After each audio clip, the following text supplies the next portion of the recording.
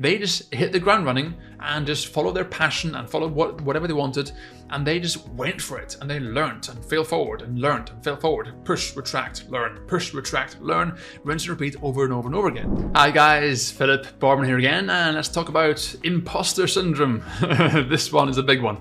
And again, if you make sure you watch the previous video where I talk about overthinking and the fear of failure, because that obviously plays a big part with imposter syndrome. Now, imposter syndrome is a term that is thrown around a lot as if it means anything, right? But truthfully, it means nothing. It's just a fancy word that we have deluded ourselves to believing to justify our failures, okay? So imposter syndrome, all that means it's a fancy word for being insecure. That's it. I was recently watching a video from Gary Vee about this, and he perfectly demonstrated that, where it's just a fancy word for saying that I'm feeling a little bit insecure about myself today. Okay, that's it. And so the answer to this is basically grow a pair of balls, okay, and realize that, duh, of course you're insecure, of course you're self-conscious, of course you're lacking confidence because you're brand new and you're stepping into the unknown, right? Because when you're building a business, it's very much like a pathless path where you're never quite sure where you're going to end up, because the starting point is very different from the end point, because the end point is never there, because you're building a business, and that's a lifelong journey, okay? And that's a really scary concept, because it feels like there are no borders, it feels like there are no guidelines, but there are, right? Obviously that's part of my training inside Tao. But for you as a human, right, it means that sort of washes you over with just every emotion you can think of, from self-loathing to fear of failure to overthinking to being self-conscious and feeling a little bit icky and I don't like this, right? Because we're all human. But the fact is, guys, wake up. You are embarking on an epic new journey, which is wonderful. This is the best thing I've ever done for myself, and I cannot wait to show you. And of course it's going to be nerve-wracking, but it's up to you how you perceive that. You can think of it as nerve-wracking and scary and all that stuff, or you can think of it as exciting, fun, an adventure.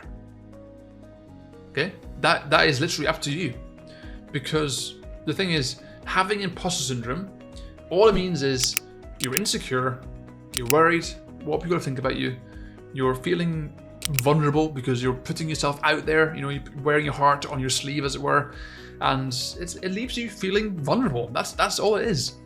And because understand, guys, that whatever niche you choose, whatever content you decide to create, whether it's blog posts or YouTube videos, social media posts, whatever you do, right?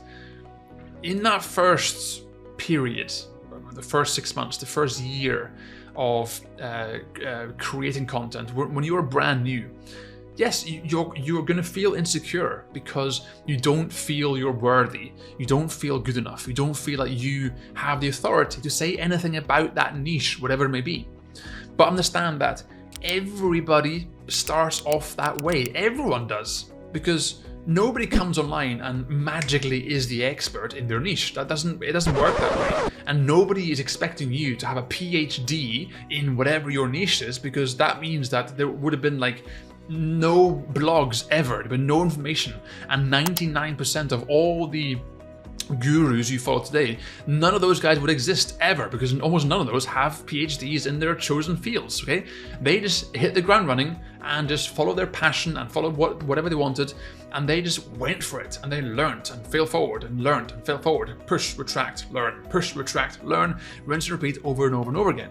And that is the cure to your imposter syndrome. But so for you to move forward, all you do is accept that you are not expected to write a 50,000 word thesis on your chosen niche. Okay, so get that out of your skull right now. Don't look for an excuse to fail. And the second thing is that in the beginning, the way I show you inside the training, which I'm really excited to show you by the way, you are going to be targeting the most simplistic, easy queries there is, the most easy, simplified topics there are in your niche. And I can prove this to you right now. For me personally, right, I am always trying to gain weight. Okay, I'm very skinny, right? I always have been because I'm quite tall. So I've always been trying to gain weight. But I find it quite difficult because my focus is work and so on. And it's a whole different mindset thing for working out and gaining weight. But what if I came to you right now, where you are in the world? Imagine if I just turn up at your door, I knocked at your door and say, hey, Bob, Sharon, Suzanne, hey, Ken, whatever, can you show me how to do a really good push-up? I want to build up my chest a bit more. I want to, but I'm not sure how to do push-up. Can you show me? And you say, okay, yeah, sure. I'm not quite sure how to show you, but give me half an hour. I'll come back in half an hour. And you go on YouTube and you search for how to do a good push-up with perfect form. And you spend half an hour watching a few videos. After that 30 minutes, do you think you can come back to me and show me how to do that with a good form? Absolutely you could, 1000%. Even if you have a low IQ, even if you're not smart, and guess what? Even if you are not a six-pack wearing guru, you could still show me how to do a push-up. Get it? Right? So that's why imposter syndrome is absolute bullshit. It's just you looking for an excuse to stop, okay? Because you're feeling insecure about your niche, you're feeling insecure about your skill set, you're feeling insecure about your journey, where you're going, I'm not quite sure what's going to happen here, right? You're feeling insecure, and it's your most natural human reaction to look for a reason to stop, because it keeps you safe, right? And it keeps you where you are, it keeps you in your comfort zone, and that's it, right? Now understand that imposter syndrome never really goes away, because what's going to happen is that once you move forward, so you start here and you're learning basics, and then you move on to the next step in a few weeks or a few months or in a few years, you move on to the next step of a more advanced level marketing, and then from there you move on to the next step where you're earning $1,000 a day and you're happy and you're looking to continuously grow to the next step and to the next step. And for every one of those steps, guess what happens? You feel insecure, because whenever you're entering a new level, this is way more advanced than I thought before. Oh God, okay. You start second guessing yourself. And so you have to continuously be a student of mental well-being. You have to be a continuous student of developing yourself. You have to be a continuous student of self-improvement, because for every level you reach at, you have to push through another glass ceiling to get past that next level. And so at the very beginning, when you were a brand new student and so on, having imposter syndrome, right? Everyone has it. Literally everyone. Me as well. Everybody has it. The only difference is, are you going to allow imposter syndrome to be the reason why you don't chase your dream? I certainly hope not. Are you going to allow imposter syndrome to be the reason why you don't build a better future for yourself? I really hope not. Are you going to allow imposter syndrome to be the reason why you cower behind excuses and say, I can't do this because, it's not my fault because, I didn't get support and the website was really slow and, my computer is too bad. My internet's slow and, I've got 5 children, Philip, understand, it's not my fault. My wife is really difficult, you know that, right? And I have to travel for work. I'm working 50 hours a week, blah, blah, blah, blah, blah, all the usual excuses, right? Are you going to allow imposter syndrome to be the reason why you will not face those challenges? I hope you don't, okay? So make sure that whenever you get hit with that feeling of anxiety, of imposter syndrome and overthinking and fear of failure, right? First of all, accept them for what they are, because you're going to feel them regardless of what you do. I feel them right now today. I feel that sense in some way because I am pushing my own limits. I'm pushing my own boundaries, right?